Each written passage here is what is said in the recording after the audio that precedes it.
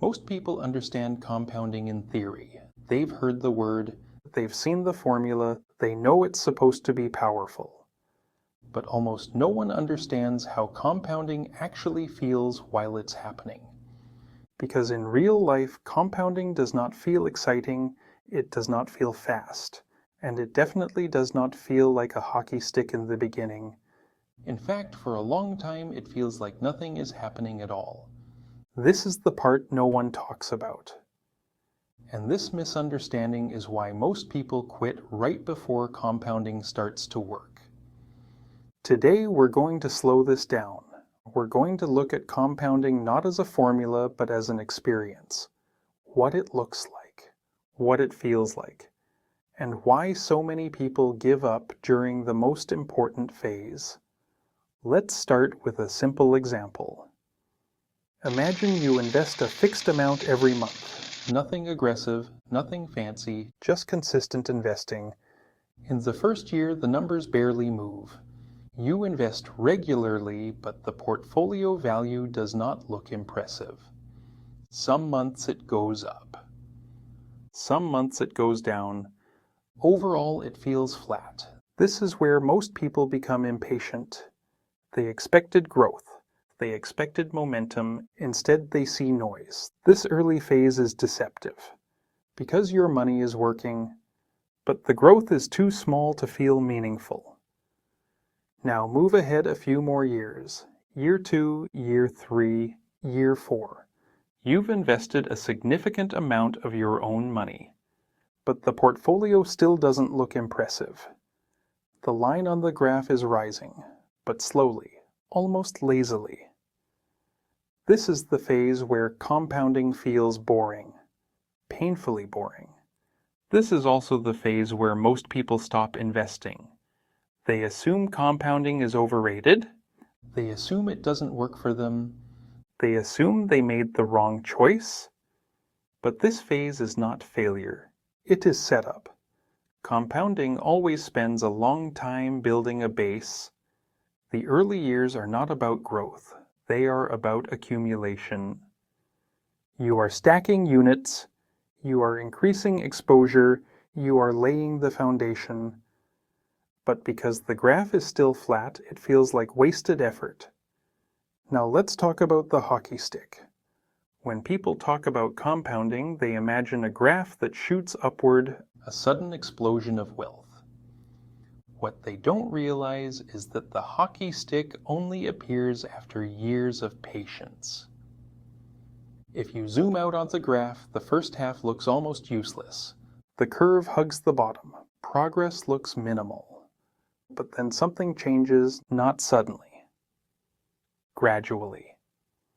The contributions you made years ago start compounding on themselves. Returns start generating returns. Growth feeds growth. And the line begins to bend. This is the moment most people never reach. Because they quit during the flat part. The hockey stick is not magic, it is delayed gratification. Now let's put real feelings to this graph. In the flat years, investing feels unrewarding. It feels like discipline without payoff. You feel tempted to stop. You feel tempted to redirect money elsewhere. You feel tempted to chase something faster. This is where emotions fight math. And emotions usually win. But if you stay, if you keep investing through the boring years, something interesting happens. The growth becomes visible, not dramatic yet, but noticeable. The portfolio starts growing faster than your monthly contributions. This is a psychological shift. For the first time, it feels like the money is doing some of the work. You're no longer carrying the entire load. Compounding has started sharing it with you. And then comes the hockey stick phase. This is where time finally reveals its value. The curve steepens. The gains in 1 year start exceeding everything you invested in the early years combined. This is the phase everyone talks about, but almost no one experiences. Because it demands patience before it delivers reward. Now here's the most important truth. The hockey stick does not happen because you invested more. It happens because you invested longer. The biggest driver of compounding is not amount, it's duration. Time multiplies effort. Effort without time stays small. This is why starting early matters so much, and why stopping early is so expensive. When you quit during the flat phase, you throw away the steep part. You keep the effort, but you lose the reward. This is the real tragedy of quitting early. People don't fail because compounding doesn't work. They fail because they don't stay long enough to feel it.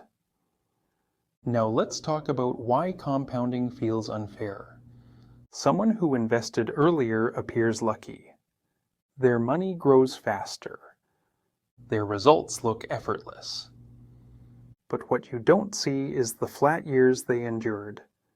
The years where nothing seemed to happen.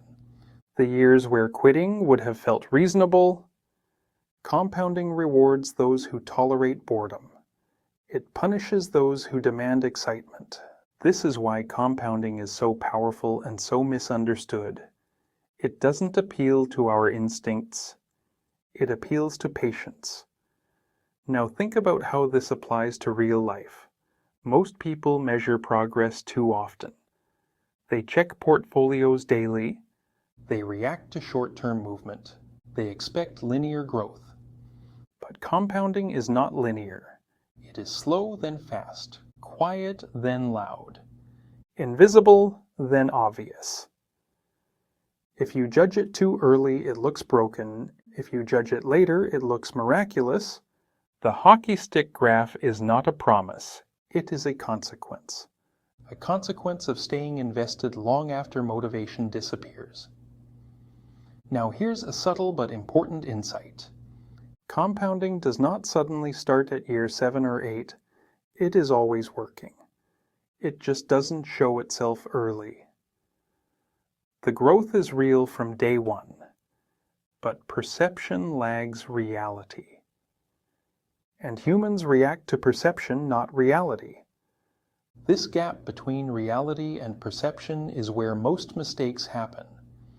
People stop because they feel nothing is happening, but something is always happening.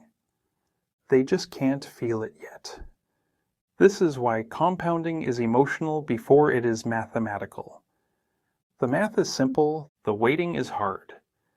And this is why understanding how compounding feels is more important than understanding how it works. If you expect excitement early, you will quit. If you expect boredom, you will survive. If you accept the flat phase as part of the process, you will eventually reach the steep phase. And when you do, the growth feels sudden. But it wasn't sudden, it was years in the making. This is why people say wealth looks slow, then fast. But the fast part only exists because of the slow part. You cannot skip it. You cannot shortcut it. You can only endure it. This is the truth behind the hockey stick graph. It is not a trick. It is not luck. It is patience visualized. And once you understand this, investing becomes easier. Not because markets become predictable, but because your expectations become realistic. You stop reacting, you stop chasing, you stop quitting, you stay. And staying is what allows compounding to finally show itself. This is how compounding actually feels. Slow, boring, unimpressive, until one day it isn't. This is the wealth blueprint, and in the next video, I'll show you the biggest mistake that prevents most people from ever reaching the hockey stick phase. Subscribe if you want clarity, not hype,